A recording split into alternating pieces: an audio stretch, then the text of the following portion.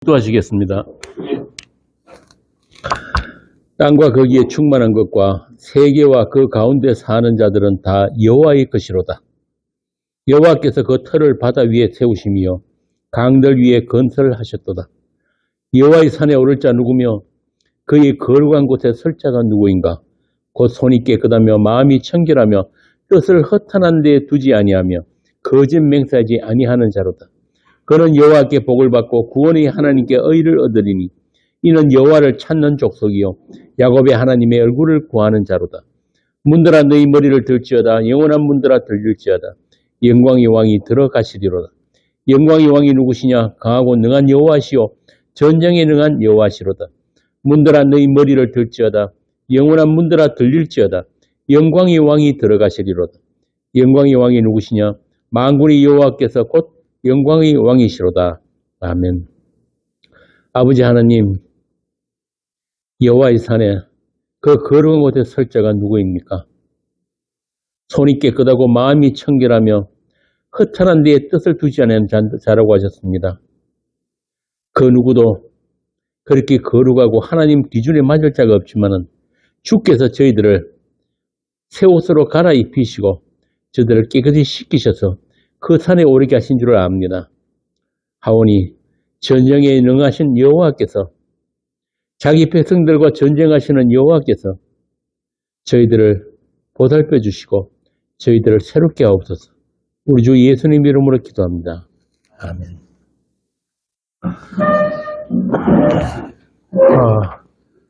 지난번에 두 차례에 걸쳐서 다루었던 하나님의 선택. 하나님의 선택은 우리가 한 6, 7년 전에 금요 성경 공부에서 했던 거죠. 그래서 그 범위가 너무 광범위하기 때문에 다음에 기회가 있으면 별도로 살펴보기로 하고요. 오늘은 요한복음 15장 18절에서 16장 4절까지 함께 나누도록 하겠습니다. 15장 18절에서 16장 4절까지 한 절씩 교독하겠습니다. 세상이 너희를 미워하면 너희보다 먼저 나를 미워한 줄을 알라.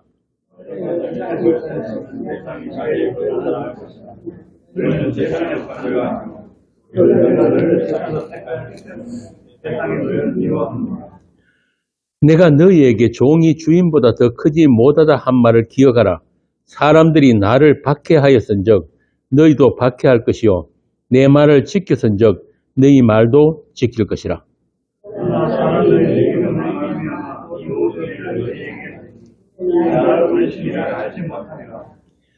내가 와서 그들에게 말하지 아니하였더라면 죄가 없었으려니와 지금은 그 죄를 핑계할 수 없느니라.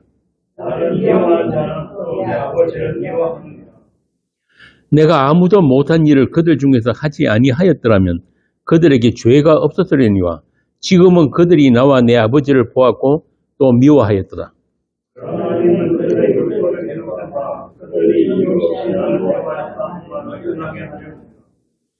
내가 아버지께로부터 너희에게 보낼 보혜사 곧 아버지께로부터 나오시는 진리의 성령이 오실 때에 그가 나를 증언하실 것이요 너희도 처음부터 나와 함께 내가 이것을 너희에게 이르면 너희로 실족하지 않게 하려 함이니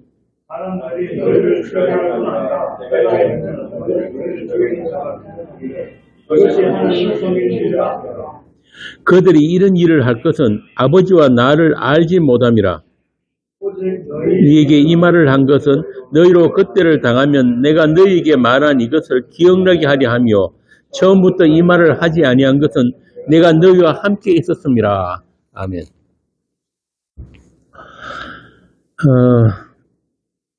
그동안 우리가 요한복음을 하면서 하늘에서 오신 분과 땅에서 난 자들 사이에서의 그 갈등과 충돌이 계속되는 것을 우리가 살펴봤는데요. 주님은 세상에 계시면서도 세상과 다른 현실을 살고 계신 거예요. 요한은 그런 예수님의 인자 되심과 또 세상을 다녀가신 하나님으로서 그 예수님을 기록하고 있는 것입니다. 그래서 이제 드디어 오늘 본문에 보면은 그 하나님에 대한 세상의 최종적인 공격성, 살해 의지를 드러낼 것을 예언하고 있는 것입니다. 여러분 아시다시피 요한복음 14장부터 16장까지는 예수님의 고별 설교예요. 마지막 설교란 말이죠. 그리고 17장에서 대제사장적인 기도로 마치게 되는데요. 오늘 우리가 읽은 이 본문이 예수님의 그 마지막 설교의 결론이라고 보면 되겠습니다. 그만큼 긴장감이 고조되는 것을 우리가 알 수 있습니다. 나로 인해 세상이 너희를 박해하고 죽일 것이다. 여러분 같으면 어떤 생각이 들겠습니까? 이거 우리가 이 양반을 잘못 따라다닌 거 아닌가? 그런 생각 들겠죠. 이 말씀은 한마디로 유니언 크라이스트를 우리에게 가르치시는 거예요. 유니언 크라이스트. 그리스도와 연합. 예수님과 연합을 말씀하셨단 말이에요. 그러니까 이 유니언 크라이스트는 단순히 구원론적인 그런 연합만 아니라 이 땅에 사셨던 그 예수님의 삶에도 우리가 연합될 것이다. 그런 뜻입니다. 그러니까 너희들도 내가 세상을 살았던 그 현실, 다른 층의 그 현실, 그 길을 가게 될 것인데 그 일을 하시는 분이 바로 내가 아버지께로부터 너희에게 보낼 보혜사, 아버지께로부터 나오시는 진리의 성령이 오시게 되면은 내가 다 이룬 아버지와의 약속을 너희에게 적용시켜주고 실행하게 될 것인데 그 결과로 너희들도 세상과의 분리가 나타나게 될 것이다. 이 말입니다. 세상이 예수님을 알지 못해서 미워한 것처럼 너희들도 나에게 속했기 때문에 미움을 받고 그 세상으로부터 별세하는 일이 일어날 것이란 말입니다. 쉽게 말하면 세상이 아는 하나님, 세상이 아는 하나님과 예수님이 하나님이 다르기 때문에 벌어지는 일이에요. 참 재밌죠? 세상이 아는 하나님이 따로 있단 말입니다.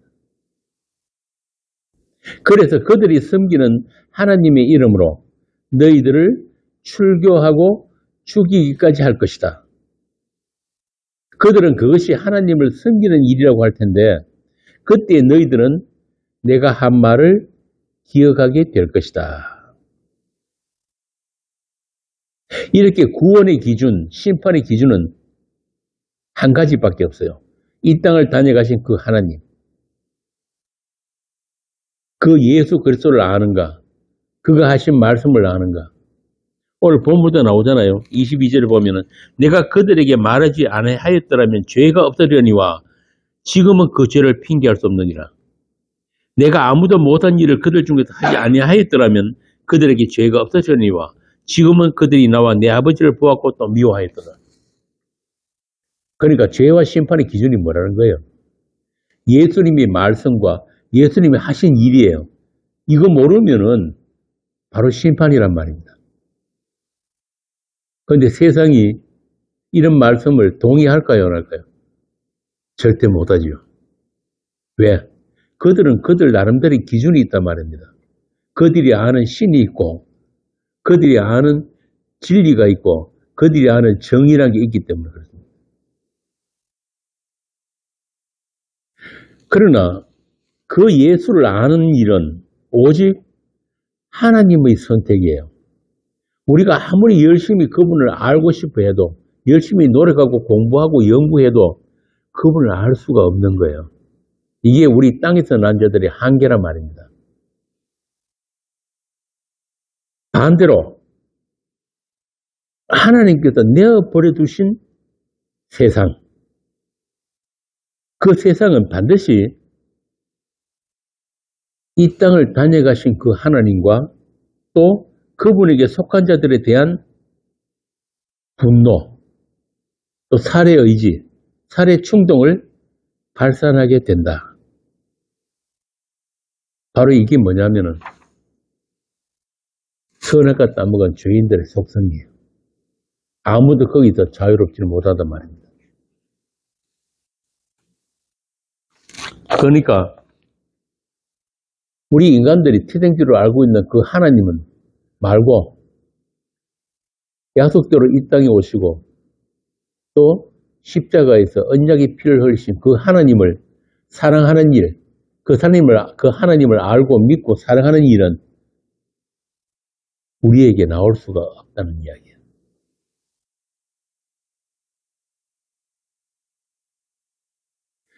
우리는 14장과 15장에서 예수님이 말씀하신 그 내용들에 대해서 우리가 알고 있죠. 여기 뭐였습니까? 14장, 15장에 보면은 하나님이 거두시게 되는 열매에 대해서 말씀하시죠. 어떤 열매? 그리스도 예수 안에서 익어가는 사랑이라는 열매였단 말이에요. 사랑. 농부이신 하나님의 손길에 의해서 따듬어지는 성도들의 자기 부인. 그 자기 부인이 예수님이 십자가에 의해서 완성이 될 것을 그동안 계속해서 말씀하고 계신 거예요. 이것이 사랑이다. 다른 말로 하자면 내가 사랑이야.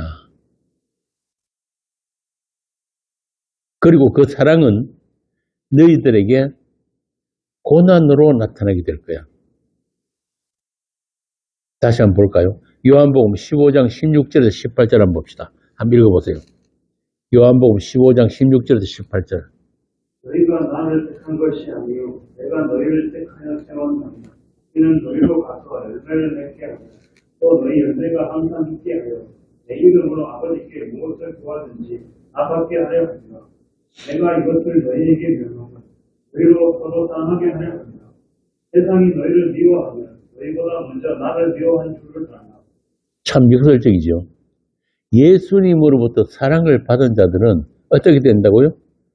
세상에서 미움을 받게 된다. 주께서 우리로 하여금 반드시 열매를 맺게 하실 텐데 그 열매 맺는 그 과실이 뭐냐 하면은 사랑이란 거예요. 서로 사랑. 하나님의 사랑이 부어져서 하나님이 원하시는 하늘적인 존재로 새롭게 창조가 되어지는데 그들만 하나님 사랑, 이웃 사랑을 할 수 있게 된다 이 말입니다. 이렇게 사랑으로 하나 되는, 사랑으로 충만한 그런 새로운 세계가 준비되어 있는데 그게 바로 하나님 나라다 이 말입니다. 그리고 그 나라는 하나님을 알지 못하고 사랑을 모르는 이 세상 속에 감추어져 있다. 세상은 몰라야 하고 또 세상의 정오와 살해 충동을 불러일으키는 그런 이질적이고 폐쇄된 대상들, 그런 무리들로서 너희들이 세상 속에 남겨지게 될 것이다 이 말입니다. 이게 예수님이 제자들에게 하시는 마지막 설교예요. 쉽게 말하면 교회란 그런 세상과 구별되고 분리된 자들로서 하늘과 소통할 수 있는 그런 하늘적인 존재들이다.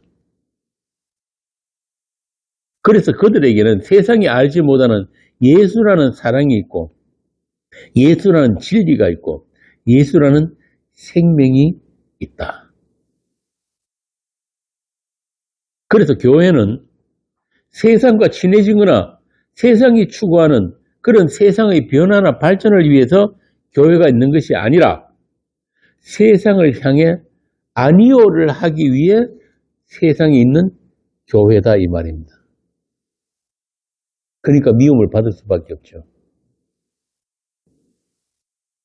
그러니까 그런 세상으로부터의 공격, 그런 미움, 박해를 안 받으려고 세상 교회들이 어떻게 합니까?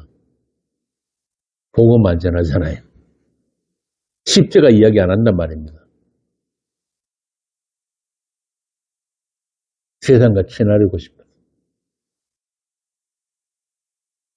그러니까 성도들이 정언은 다른 게 아니에요.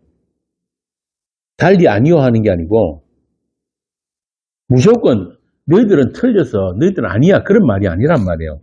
그럼 뭐냐? 예수 그리스도의 주되심, 그분이 하나님 되심을 정언을 하게 되면은 세상은 심판 아래에 있는 세상으로 드러나기 때문에 이 땅에 오셔서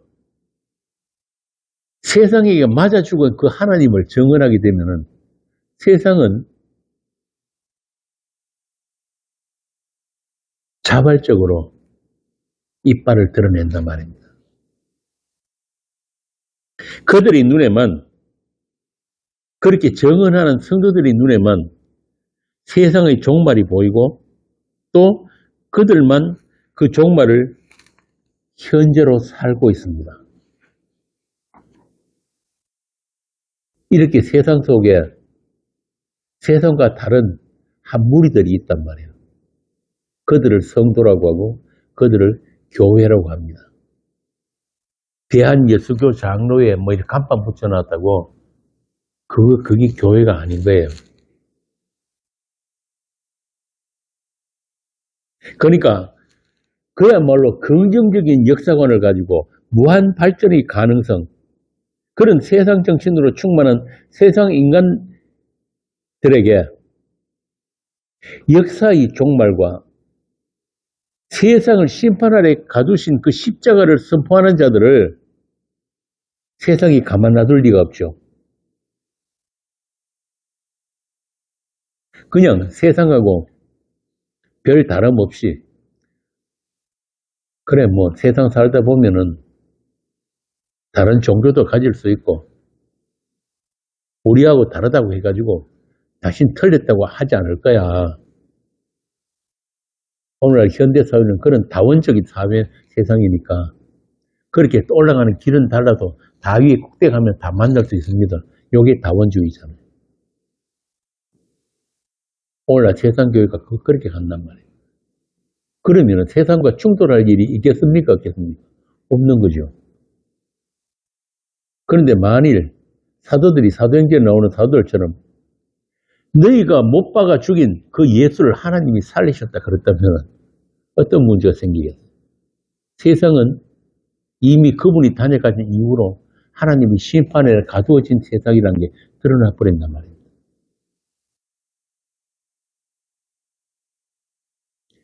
이렇게 역사의 종말과 세상을 심판하러 가는 십자가를 선포하는 자들을 세상은 미워할 수밖에 없는 거예요. 그 세상에서 가장 앞장서서 성도들을 공개하고 미워하는 사람들이 누군지 아세요? 교회란 말이에요. 교회. 음녀의 섞은 술에 취해 있는 세상 교회들이 앞장서서 성도들을 공개하게 돼 있는 거예요. 어떻게? 이단이라고. 예수님도 이 땅에 오셔가지고 공격받은 게 그거잖아요. 참남한 자들. 저놈은 하나님 이름을 욕되게 하는 자들. 쉽게 말하면 이단이란 말이에요. 그렇게 세상 교회들이 먼저 앞장서가지고 하나님의 성도들을 핍박하게 된다. 예수님 당시에 예수님을 공격했던 그 유대인들처럼 하나님을 안다고 하는 그들, 말씀 연구에 열심하던 율법사, 서기관, 제사장, 바리새인들, 그들이 앞장서가지고 이 땅에 오신 하나님의 아들을 살해해버렸습니다. 세상 밖으로 쫓아내버린 거예요.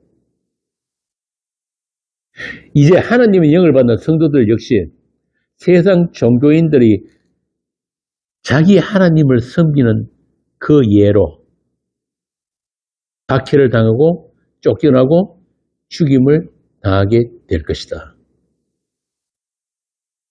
그런데 이런 일이 세상으로 봐서는 아주 자연스러운 일이고 당연한 일로 알게 된다. 그게 세상이고 죄로 오염된 죄인들 안에 감춰져 있는 하나님 살해 충동이다. 이렇게 세상과의 충돌과 균열이 발생을 할 때 성도에게는 하늘에 속한 것이 보여지고 거룩이 무엇인지가 나타나게 된다는 것입니다. 그런 세상과의 경계선이 나타나게 된다. 어떤 경계입니까? 하나님이 피로 사신 그 교회의 경계. 세상에 없는 것. 여러분 안에 있는 게 뭐예요? 세상에 없고 여러분 안에 있는 거. 진규 씨. 응? 피, 그렇지요.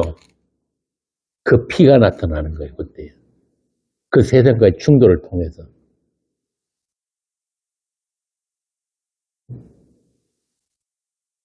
물에 물 탄 듯, 술에 술 탄 듯, 그렇게 살아가면은 그 피가 나타날 리가 없죠. 세상이 존재하는 이유는 바로 그런 거예요. 세상의 용도. 그러니까 오늘 어떤 사람들처럼 예수 믿는 신자가 세상을 변화시켜야 된다.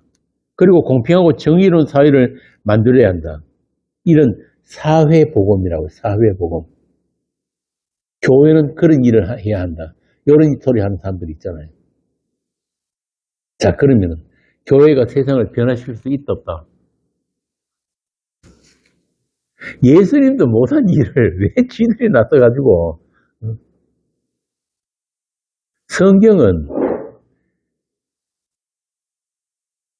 세상의 종말을 이야기하고 역사의 종말을 이야기하는 거예요. 언제부터? 예수님이 이 땅을 다녀가신 그때로부터 세상은 이미 종말이란 말입니다. 그런 종말의 세상에서 무슨 수천억짜리 예배당 짓고 무슨 장로 대통령 만들고 쓸데없는 짓을. 그러니까 하나님의 뜻과 정확하게 반대로 가고 있는 게 세상 종교인들이에요. 여기도 세상 종교인이란 말은 특별히 뭐 교회 다니고 성당 다니고 절에 다니고 그런 사람들만 종교인이 아니에요. 아담에게서 난 모든 자들은 종교인입니다. 왜? 선악 갖다 먹고 하나님처럼 되어버린 자들이 있다.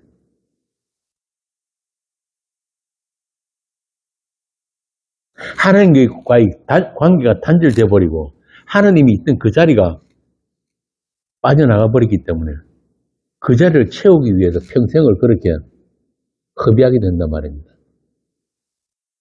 그렇지만 그거는 그 무엇으로도 채워질 수 없는 공허함이에요.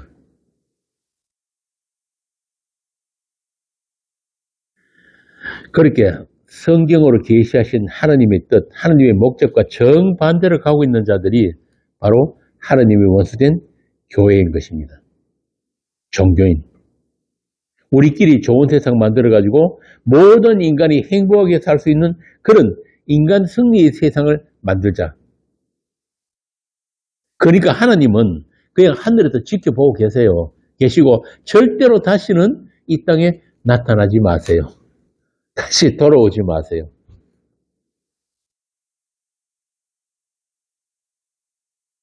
이게 세상 신에 장악된 오늘날의 기독교입니다.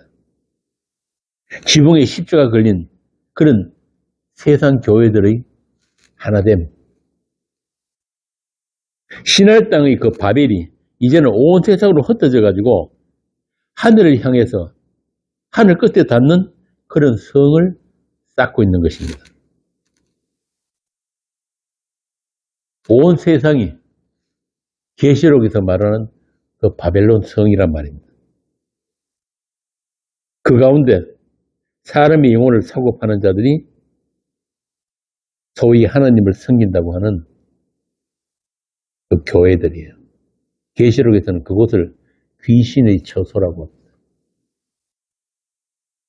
오늘날 이 대한유대교,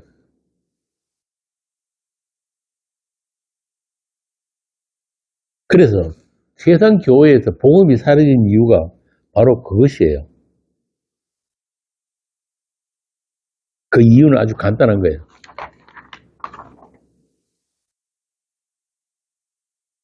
왜 세상 교회들이 십자가 복음을 이야기하지 않는가? 십자가를 이야기하면은 교회가 안 되니까. 아주 간단합니다. 교회에 사람들이 오질 않으니까. 아니, 있던 사람들도 다 떠나가 버리니까. 언제부턴가 이 교회에서 복음이 실종되어 버렸단 말입니다. 그럼 이런 사람들도 있을 거예요. 아닌데, 우리 교회는 십자가 전하는데요. 문제는 그 십자가가 어떤 십자가냐 하는 문제입니다. 그냥 설교 중에, 목사 설교 중에 적당히 구색이나 맞추려고 잠깐 등장하는 십자가. 그렇게 하나님도 좋게 하고 사람도 좋게 하는 그런 복음. 참 죄송하지만 그건 복음 아니에요. 여러분들 보면 사도들 서신서에 보면은 인간들의 행복이나 세상 발전을 위한 그런 복음 이야기 있습니까? 그런 복음 없단 말이에요. 오늘날 기독교는 아예 방향성 자체가, 그러니까 출발부터가 잘못되어 있다니까요. 사람을 위한, 사람으로 말미암는 그런 복음, 그런 십자가는 가짜란 말입니다. 십자가 이야기한다고 다 복음이 아니에요. 여러분 생각해 보세요.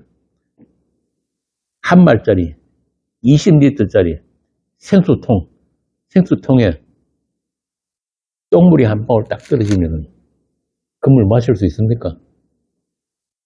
그거 생수 아니잖아요. 오늘날 기독교가 그 짓을 하고 있단 말이에요. 십자가 은혜도 이야기하고 또 인간들의 행복과 세상 발전도 이야기하고, 그게 같이 융합이 될 수 있는 겁니까? 삼중 축복, 오중 축복, 고지론에다가 차등상급론, 이게 다 뭡니까? 인본주의에 뿌리를 둔 기독교잖아요. 자, 그 이런 식으로 말하면 뒤틀려진 기독교. 하나님의 아들을 살해한 세상에서 인간들이 자기 행복을 위해서 자기 행복을 꿈꾼다? 자기 행복을 위해서 예수도 믿어주고 교회도 세우고 선교도 한다는 게 이게 말이 됩니까?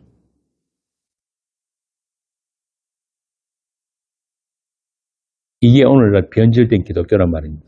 그래서 성경이 말하는 십자가, 바울이 말한 그 그리스도 예수와 그의 못 박힌 십자가 위에는 알지 않기로 했다는 그 십자가는 인간들이 세운 교회에 의해서 전해지는 그런 십자가가 아닌 거예요.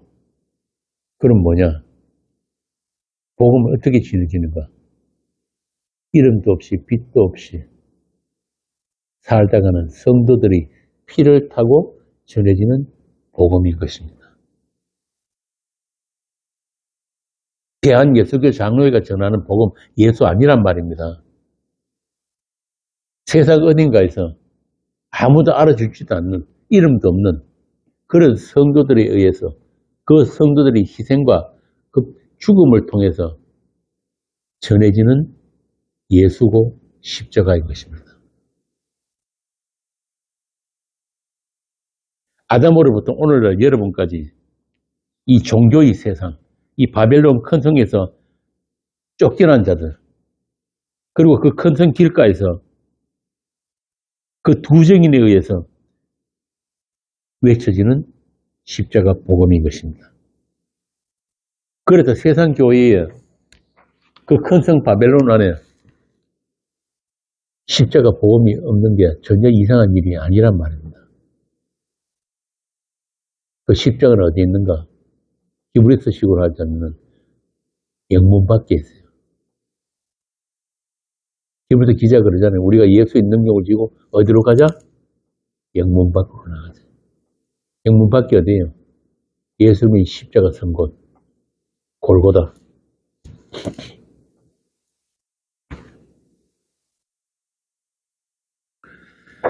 선악과의 독성이란 이렇게 하나님과 별도로 자기 세계를 구축하는 거예요. 그런 아담의 주체성, 독립성으로 나타나게 됩니다. 하나님이 부어주시는 그 생명력으로만 존재가 가능한 인간들이, 피조물이 자기 가능성, 자기 증명, 또 자신을 위해서 하나님마저 살해할 의지로 충만한 것이 바로 하나님처럼이라는 그런 자기 숭배에 빠진 모든 인간들인 거예요. 그래서 그들이 섬기는 하나님을 성경이 우상이라고 합니다. 그 이름이 예수든 부처든 알라든 상관없이 그것들은 다 자기가 투사되고 확장된 그런 우상인 거예요. 그래서 하나님은 그들을 죽었다고 하십니다. 죽은 흙으로 보신단 말이에요. 하나님을 떠난 어떤 피조물도 하나님은 생명 없는 부정한 것으로 보세요. 그래서 구약에 보면은 부정한 짐승들 그런 거 많이 나오잖아요. 부정한 음식들. 죽은 것들은 손도 떼지 마라. 시체는 부정하다.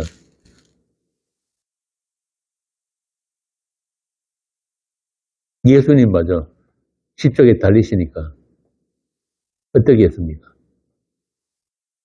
그 다음 날이 안식일이니까 안식일에 시체 만지면 안 되거든요. 부정은 맞춰야 됩니다. 일찍 치워버렸단 말이에요.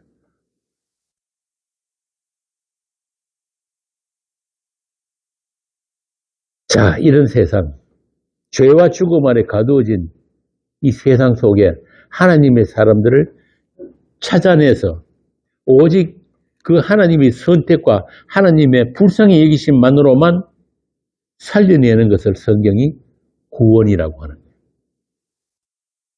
로마서 11장 32절 말씀이 그 말씀이란 말이에요. 한번 읽어보세요. 사도가 구원에 대해서 어떻게 이야기하는지. 하나님이 모든 사람을 인정하지 아니하는 가운데 가두어 두시고 모든 사람에게 긍휼을 베풀려 하십니다. 참 재밌죠. 불순종 아래, 다시 말하면 심판 아래 가두신 분이 누구라고요?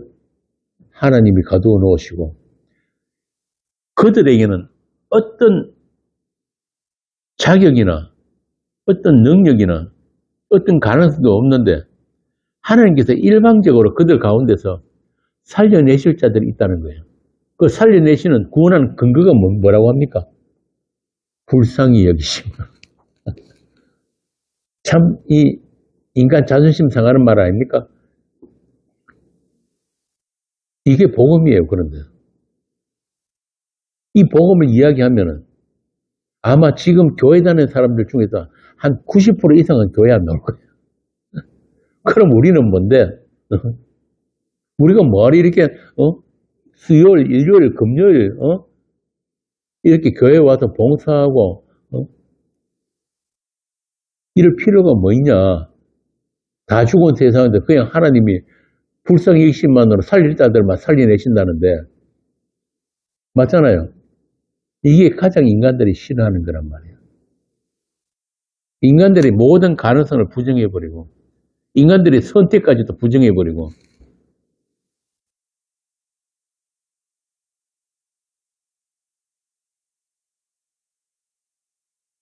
이렇게 하나님이 찾으심과 일으키심을 통해서 성도는 비로소 하나님의 하나님 되심에 대해서 눈과 귀가 열리는 것입니다. 성경은 그들을 산자라고 해요. 산자. 하나님의 사람들. 그리고 하나님은 그들 산자의 하나님이 되십니다. 자, 문제는 이렇게 하나님의 손길에 붙들린 그 순간부터 그들은 자신들이 가진 희망대로 또 자기가 원하는 그런 인생을 살 수가 없다는 사실이에요. 하나님이 너는 내 것이라고 하시는 그 순간부터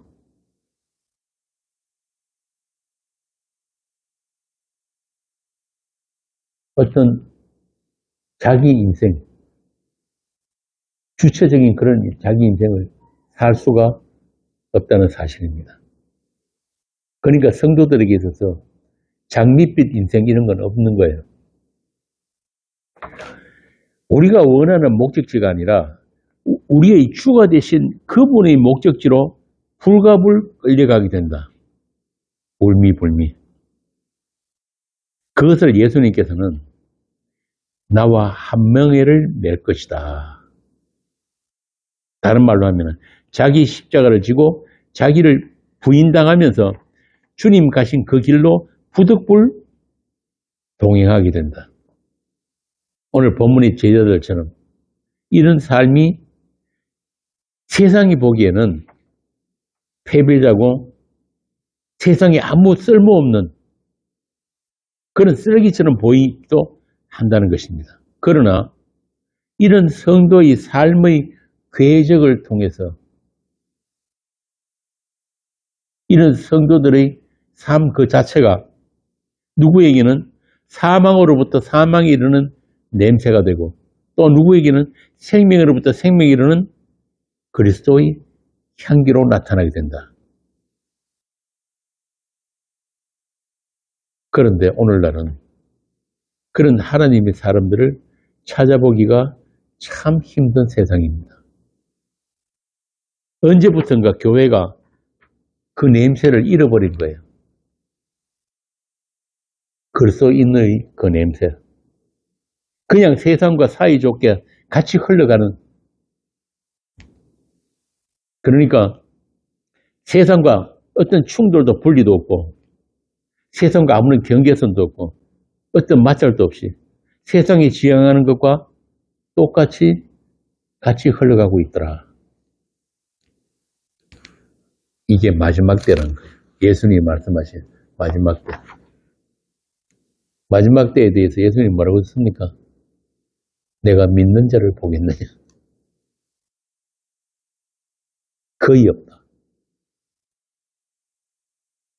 계시록에 나오는 사대교회처럼 살았다 하는 이름을 가져서나 죽은 자라고 하는 그것이 바로 오늘날 이 땅에 있는 예수 믿는다는 교회들이란 말입니다. 이렇게 아무도 아니요 하지 않는 그들을 향해서 아니요 할 수 있는 사람들이 하나님의 영을 받은 성도들이에요. 그리고 그들 눈에만 하나님의 영이 아닌 세상의 영을 받은 그들의 실체가 보이는 것입니다. 오죽하면 계시록에서 귀신의 처소라고 그러죠. 사단의 회당. 그래서 하나님의 정인들은 그들 그 큰 성 바벨론에서 쫓겨나서 큰 성 길가에서 1260일을 예언하게 된다.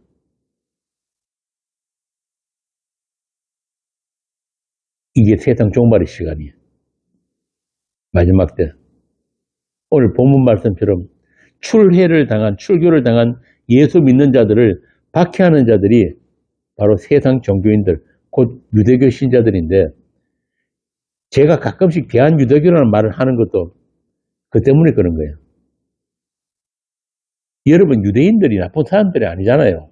어쩌면 우리보다 훨씬 착하고 또 열심을 다해서 하나님을 섬기는 사람들입니다. 율법을 심지어 613가지로 세분화해가지고 빠짐없이 지키려고 애도 썼고, 성전 제사 지내고 안식일 지키고 11조 하나님을 섬기는 일에 그렇게 충성했던 그들이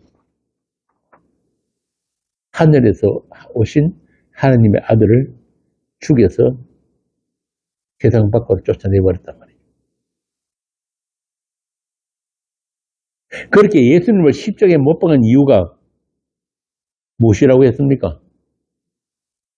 뭐예요? 이유는 간단합니다. 예수님께서 구원 없다. 한마디로 구원은 너희들의 선택이 아니다. 너희들이 어떤 열심으로도 하나님을 섬길 수 없다. 하나님은 너희들이 어떤 것도 받지 않으신다 그랬다.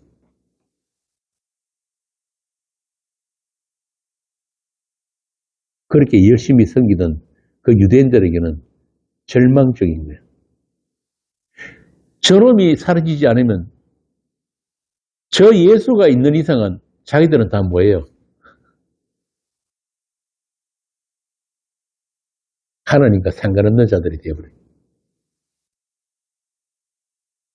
유대인들이 얼마나 황당하겠습니까? 하나님의 서민으로 자처하고 있는 그 이스라엘이. 그래서 그들이 묻는 거예요, 예수님한테. 그럼 너는 뭔데? 우리 전문에 했듯이 예수님 뭐라고 하십니까? 나는 하늘에서 왔고 너희들은 아래에서 났기 때문에 너희들은 나를 모른다. 나를 모르기 때문에 하나님도 모른다. 그래서 너희들은 너희 죄 가운데 죽는다.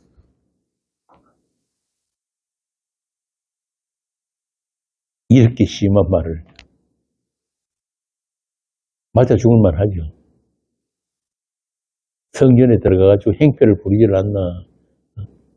그 경건한 바리새인들, 서기관들 보고 독사의 자식이라고 하질 않나. 이렇게 하늘에서 오신 분과 땅에서 난 자들과는 어떤 접점이 없어요. 접촉점이 없단 말이에요. 소통할 수 있는 어떤 길이 없어요.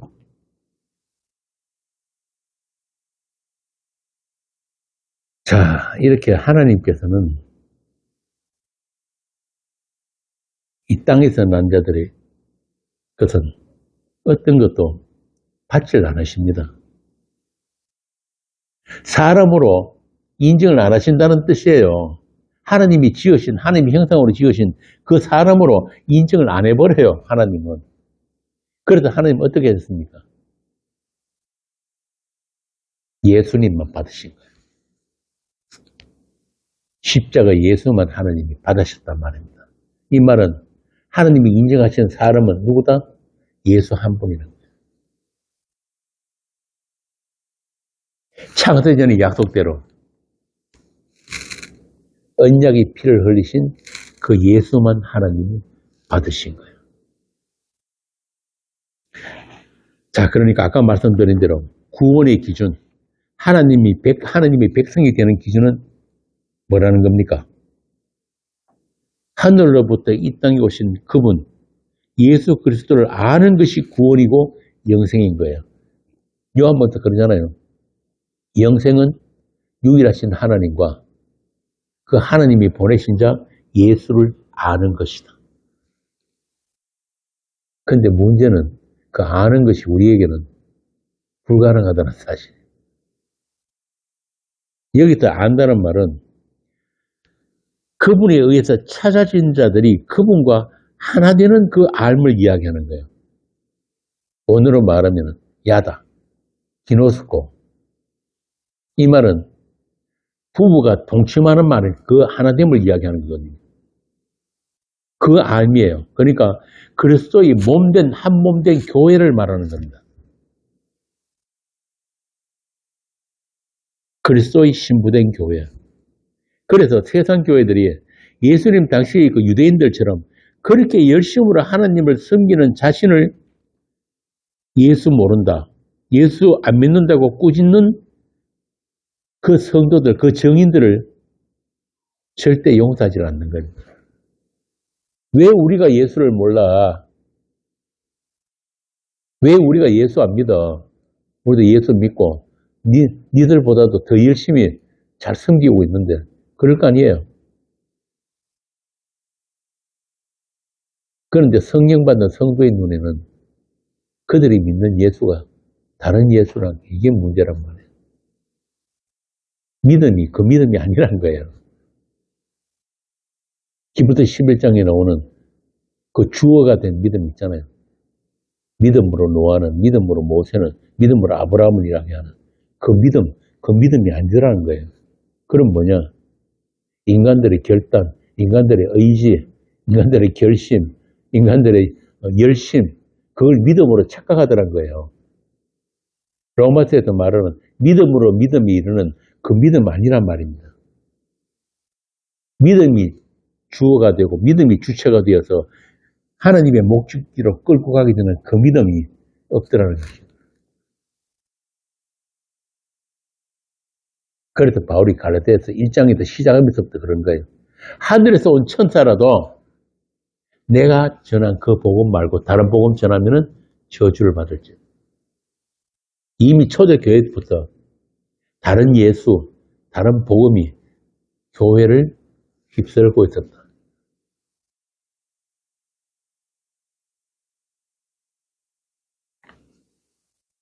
그래서 성도의 눈에만 그게 보인단 말이에요. 성도의 눈에만. 그거 아닙니다. 그렇게 가면은 당신은 큰일 나요. 그건 멸망의 길입니다. 거기서 돌아서야 됩니다. 그거 복음 아니에요. 그거 십자가 아니에요. 하기 싫어도 구약의 선지자들처럼 내 속에서부터 이게 뜨거운 게 올라와서 그 이야기를 안 할 수가 없더라는 거예요.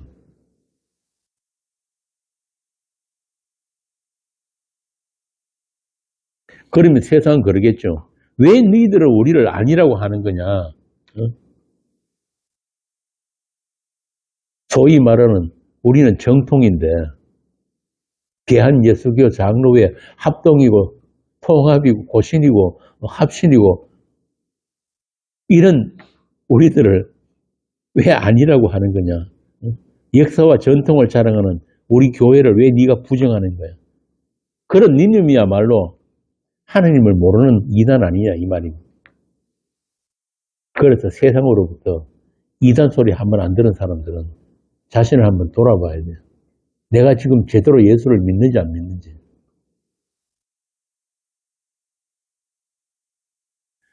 이렇게 우리들이 선진들은 선배들은 다 세상 종교인들로부터 미움과 핍박을 받았습니다. 어느 정도로? 마태복음만 봅시다. 마태복음 23장 33절에서 36절 예수님이 직접 하신 말씀이에요. 마태복음 23장 33절에서 36절. 얘들아, 목사의 새끼들아, 너희가 어떻게 지옥의 판결을 피하느냐? 그러므로 내가 너희에게 선지자들과 지혜 있는 자들과 서기관들을 보내네. 너희가 그 중에서 너로는 죽이거나 십자가에 못 박고 그 중에서 너로는 너희 그 땅에서 채식죄하고 이 동네에서 저 동네로 따라다니며 깎게 하리라. 그러므로 의인 아벨의 피로부터 성전과 제단 사이에서 너희가 죽인 바락가의 아들 사가랴의 집까지 땅 위에서 흘린 의로운 피가 다 너희에게 돌아가리라. 내가 진실로 너희에게 이르노니 이것이 다 이 세대에 돌아가리라. 우리 주님과의 연합, 아까 말씀드린 유니온 크라이스트는 이런 결과를 가져옵니다. 그러니까 예수 믿는다는 게 그렇게 아무나 그렇게 믿는 게 아니란 말이에요.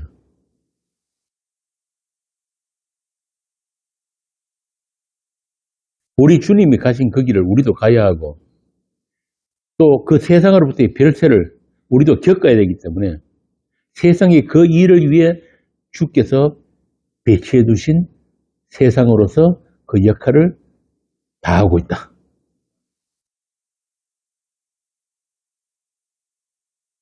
심지어 그 일은 여러분들이 가족 안에서도 일어날 수 있어요. 그래서 예수님이 그러셨단 말입니다. 내 집안 식구가 내 원수가 내 집안 식구리라. 여기서 말하는 집안 식구란 말은 그런 혈통적인 그런 가족도 되지만은 소위 하나님이 집이라고 하는 교회 안에서도 서로가 원수되는 일이 벌어질 것이다 그 말입니다. 그러니까 그런 일이 일어나면은 그냥 자연스러운 거예요.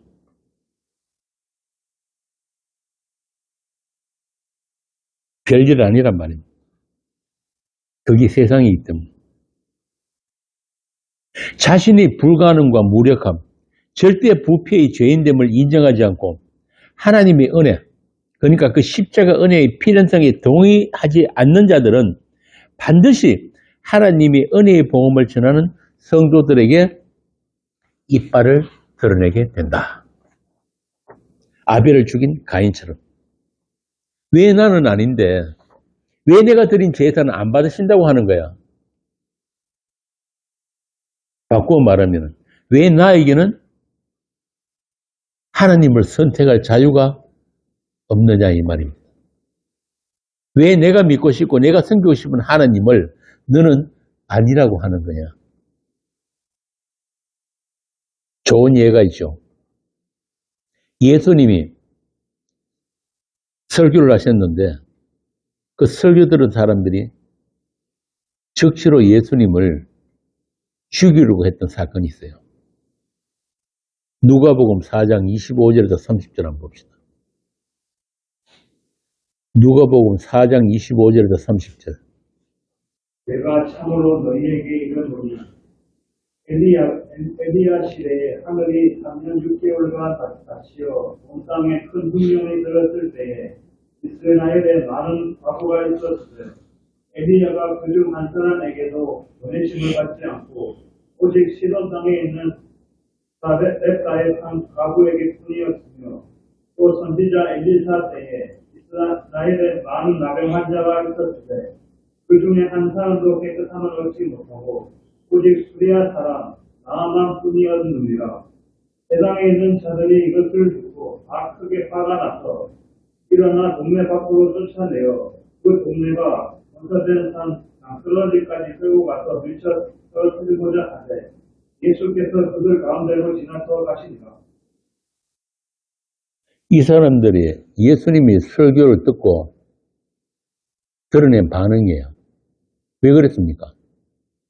예수님이 무슨 이야기를 하셨는데 이 사람들이 예수님을 죽이려까지 했을까요?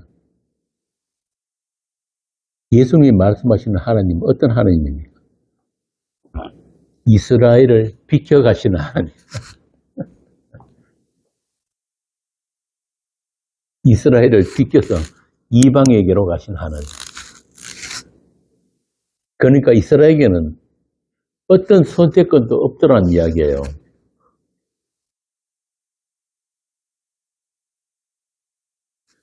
그런데 이상하지 않습니까? 예수님이 없는 사실을 지어내서 이야기하신 것도 아니고 이게 전부 다 구약에 기록된 팩트란 말이에요. 어? 그걸 근거해서 말씀하셨는데 왜 그들은 예수님을 죽이려고 합니까?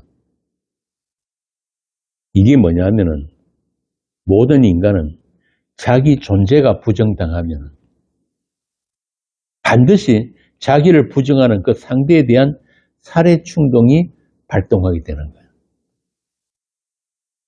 여기 선악과 따먹은 하느님처럼 되어버린 아담이에요. 사상수원에 나오는 대로는 형제를 미워하는 것이 곧 살인이라고 그러죠. 그죠? 요한 1서에도 같은 말이 나옵니다.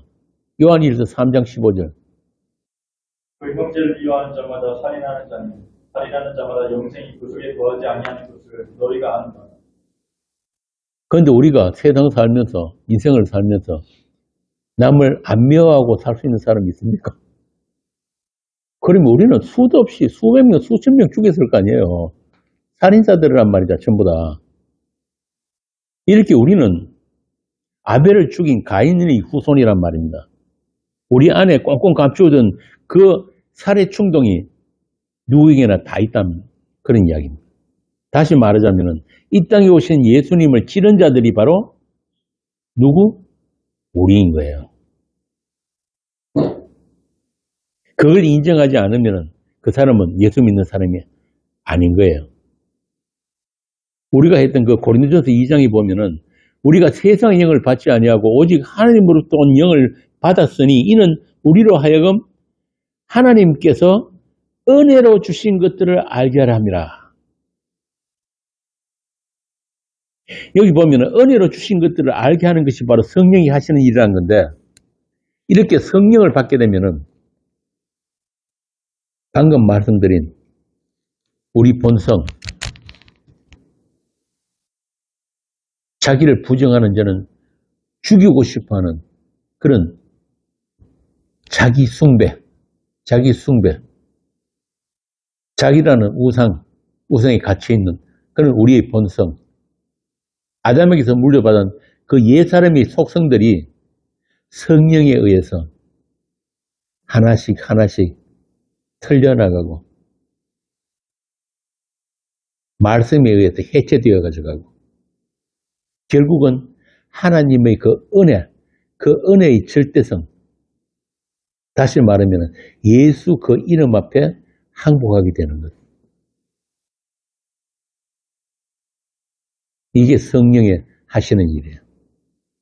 그래서 은혜, 그 카리스라는 말 자체가 우리의 어떤 가능성이나 존재성을 부정하면서 주어지는 은혜라는 뜻이에요.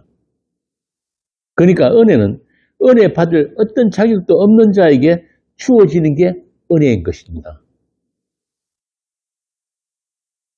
교회에 다녀서 심지어는 내가 예수 믿어서 받는 은혜가 아니란 말이에요. 그 어떤 것도 은혜 받을 수 있는 조건이 될 수가 없다는 사실입니다. 그래서 그 은혜는 우리의 그 무엇으로도 갚을 수 없어야 은혜예요. 그렇게 은혜는 은혜로만 오롯이 남아야 하는 것입니다. 예수님이 세상에 오셔가지고 반복해서 말씀하신 게 바로 그 은혜의 구원인 거예요. 은혜의 구원. 그러니까 예수님 당시에 그 유대인들도 사실은 가장 싫어했던 게 뭐냐면은 그 은혜, 하나님의 은혜였단 말이에요. 그렇게 이 은혜라는 말 안에는 모든 인간의 존재, 가능성, 자격, 능력, 이 모든 것들이 다 부정되는 게 은혜예요.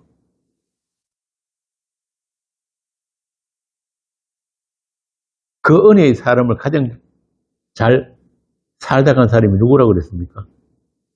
거지 나사로.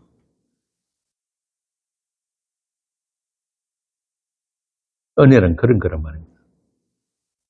뭐 하나님 은혜 받아가지고 뭐 세상에 더 뛰어난 사람이 되고 더 능력자가 되고 계단 고지에 올라 그런 게 아니라니까요. 있는 능력도 틀려나가는 게 은혜란 말입니다.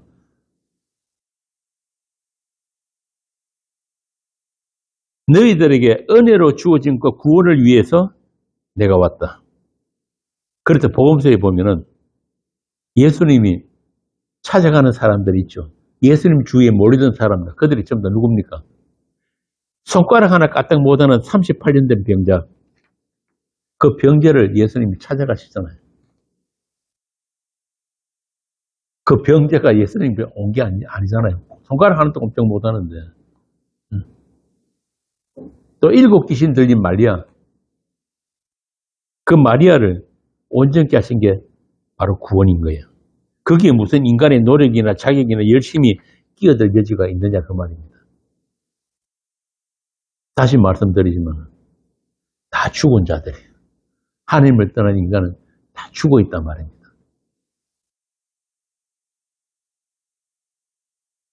그 죽어 있는 자들에게 어떤 조건이나 어떤 자격을 찾는 게 아니에요. 다 죽어 있는데. 그냥 은혜로, 오직 은혜만으로, 오직 긍휼만으로 찾아가서 이렇게 세우는 것. 이게 구원인 거예요. 그런데 왜 그런 구원을 인간들이 싫어할까요? 왜 싫어할까요? 죄 때문에. 우리 안에 들어있는 그 선악의 독성 때문에. 벌써 우리는 하나님과 별개의 나라고 하는 나의 주체, 나의 존재성이 있단 말이에요. 그걸 부정하면서 주어지는 은혜는 싫은 거예요. 그래, 은혜 좋은데 나라는 존재도 인정받는, 아니 그 존재가 더 가치 있는 존재가 되게 하는 그런 은혜. 이게 오늘날 기독교잖아요. 그러니까 복음을 싫어하는 거예요.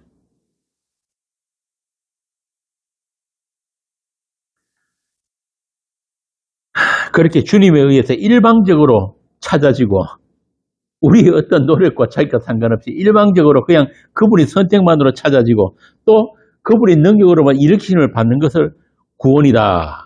이렇게 이야기를 하면은 다들 눈을 헐기면서 거품을 몰고 뛰어드는 게 바로 세상 종교인들이에요. 자기 가능성에 충만한 세상 종교인들. 뭐 굳이 교회 다니는 사람들 말고도 예수 안 믿고 나는 무교입니다 하는 사람들까지도 다 그들도 다 종교인들이거든요. 그냥 아무 문제 없다가도 십자가 이야기하고 복음 이야기하면은 그때 바로 문제 생깁니다. 그게 바로 우리 안에 꽁꽁 숨겨져 있는 하나님을 대적하는 그런 하나님마저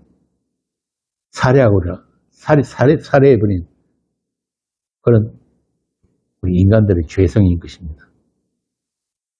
예수님은 세상 끝날까지 벌어질 이런 충돌에 대해서 오늘 본문으로 제자들에게 미리 말씀을 해주신 거예요.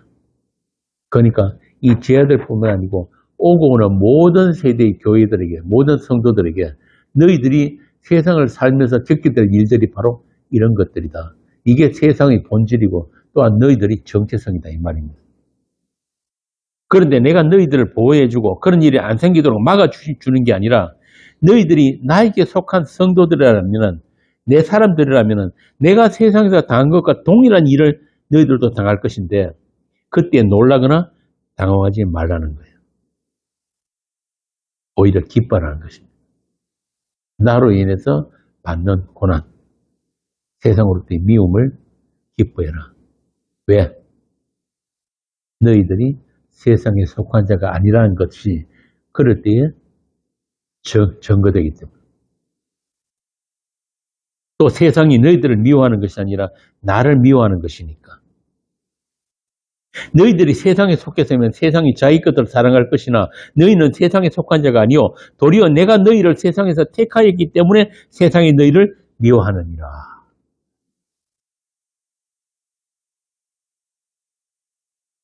그래서 여러분들에게는 일생 동안 세상을 빌새하게 되는 그런 사건들이 계속해서 발생하게 될 것이라는 것입니다. 왜? 세상에 취하지 말고 세상에 뿌리 내리지 말고 깨어 있으라고. 고린도서 5장에 보면은 세상의 장막이 무너지면은 하나님이 지으신 하늘의 장막, 하늘의 집이 있는 줄 알라고 그랬습니다. 여기서 말하는 세상 장막이라는 것은 흔히 우리가 입고 있는 육신만 이야기하는 게 아니에요. 우리가 이 세상에 쳐놓은 장막들 많잖아요. 내 가족도 있고 내 사업체도 있고 나와 관계된 모든 것들, 이 장막들을 주께서 흔드시고 거두신단 말입니다. 왜? 하늘에 있는 그 장막 바라보라. 그 집 바라보라. 흔드시는 거예요. 우리는 어떻게 하든지 간에 이 세상에 좀 더 넓게, 더 튼튼하게, 더 깊게 장막 치고 살고 싶은데 성도에게는 그게 안 되는 거예요. 그래서 이 세상 장막집이 무너지면 하늘에 있는 그 집이 있는 줄을, 그 집을 향해서 우리 눈을 들게 하시는 그런 하나님의 돌보심을 할 것입니다. 예수님도 상상소원에서 그런 말씀 하시잖아요. 나로 말미암아 너희를 욕하고 박해하고 거짓으로 너희를 거슬러 모든 악한 말을 할 때는 너희에게 복이 있나니 기뻐하고 즐거워하라. 하늘에서 너희 상이 큰거라. 너희 전에 있었던 선지자들도 이같이 박해하였느니라. 우리의 믿음의 선배들이 어떻게 살았다고요? 아브라함, 이삭, 야곱이 어떻게 살았다고 합니까? 히브리서 11장에서. 이 땅에 텐트 치고 살았다. 언제라도 그 텐트 걷어가지고 떠날 준비를 했다는 이야기입니다. 이게 우리 성도들의 현실이에요.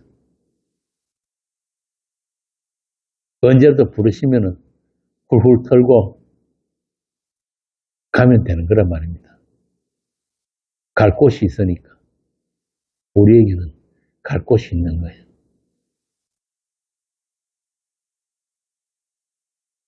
이 산상수훈 말씀 뒤에 나오는 이야기가 뭡니까? 소금과 빛의 이야기가 나오지요. 여러분이 세상의 소금과 빛으로 나타나는 것은 이 같은 세상에 박해가 있고 이 같은 세상에서의 흔들림, 떠남, 나그네됨이 있을 때, 분리가 있을 때 바로 여러분들이 빛과 소금의 정체성이 또 그 거룩이 드러나게 될 것이라는 그 말입니다. 오늘 본문 16장 1절에서 4절 다시 한번 읽고 강론을 마치겠습니다. 16장 1절에서 4절을 한번 읽어보세요. 내가 이것을 너희에게 이르는 너희로 실족하지 않게 하려 함이니 사람들이 너희를 출교할 뿐 아니라 때가 이르면 곧 너희를 죽이는 자가 생각하기를 이것이 하나님을 섬기는 일이라 하니라. 그들이 이런 일을 할 것은 아버지와 나를 알지 못함이라. 오직 너희에게 이 말을 한 것은 너희로 그 때를 나누면 내가 너희에게 말한 이것을 기억나게 하려 하며 처음부터 이 말을 하지 아니한 것은 내가 너희와 함께 있었습니다. 이렇게 세상에 오셔서 하늘의 비밀을 말씀하신 그 예수님을 세상은 살해해서 세상 밖으로 추방시켜 버렸습니다. 그러나 그 예수님으로 인해서 그 십자로 인해서 이제는 세상이 핑계할 수 없는 심판 아래 가둬져 버린 것입니다. 그러므로 예수님과 연합된 여러분들도 그리스도 예수 안에서 날마다 별세를 경험하고 살고 있습니다. 다시 말하면 이 세상과 십자가로 말미암아 세상에 대해서 못 박힌 그런 다른 현실을 살고 있다는 이야기입니다. 이것이 바로 우리 주님의 각별한 돌보심이고 자기 사람을 하나도 잃어버리지 않고 다 살려내신다는 그 약속의 실행인 것입니다. 그렇게 여러분은 부득불 세상을 향해 외칠 수밖에 없는 광야의 소리이고 또 하늘로부터 내려온 복음의 메신저로서 세상의 종말을 선포하는 보내심을 받은 자들인 것입니다. 여러분들이 아직 이 땅에 남아있는 이유는 그거 하나밖에 없는 거예요. 여러분들 뒤에는 먼저 간 우리 선진들의 응원이 있고 지금도 하늘에서 우리를 쳐다보면서 힘내라고 그렇게 응원하고 있는 거예요. 누가? 아담으로부터 아벨로부터 또 노아, 아브라함, 모세, 다윗, 이사야, 엘리야, 예레미야 우리 모든 믿음의 선진들이 여러분들을 바라보면서 조금만 참아, 조금만 더 힘내 이게 다 돼가는 거야.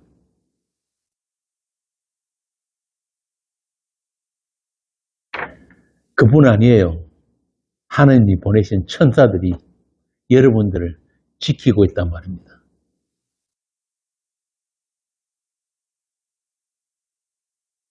빈틈없는 그런 돌보심이 있다는 것을